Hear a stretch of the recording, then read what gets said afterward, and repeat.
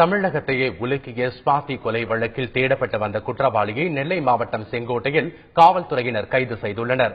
கழுத்தை அறுத்து தற்கொலைக்கு முயன்ற அவர் நெல்லை மருத்துவமனையில் அனுமதிக்கப்பட்டுள்ளார்.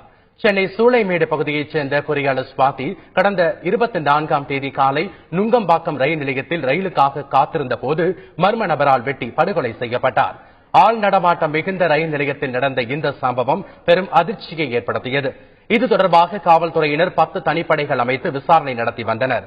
ரயில் நிலையத்தை ஒட்டியுள்ள தெருக்களில் இருந்த கண்காணிப்பு கேமராக்களில் பதிவான காட்சிகள் மூலம் குற்றவாளியை அடையாளம் காணும் பணி முடுக்கிவிடப்பட்டது.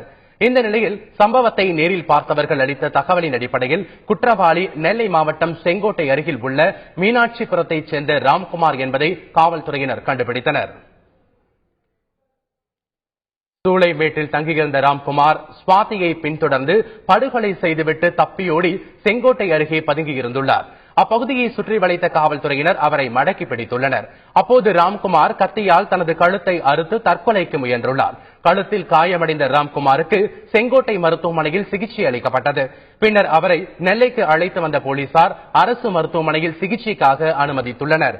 ராம்குமாரின் கழுத்து பகுதியில் எக்ஸ்ரே எடுக்கப்பட்டு 18 தையல்கள் போடப்பட்டுள்ளன. தொடர்ந்து அவருக்கு தீவிர சிகிச்சை அளிக்கப்பட்டு வருகிறது.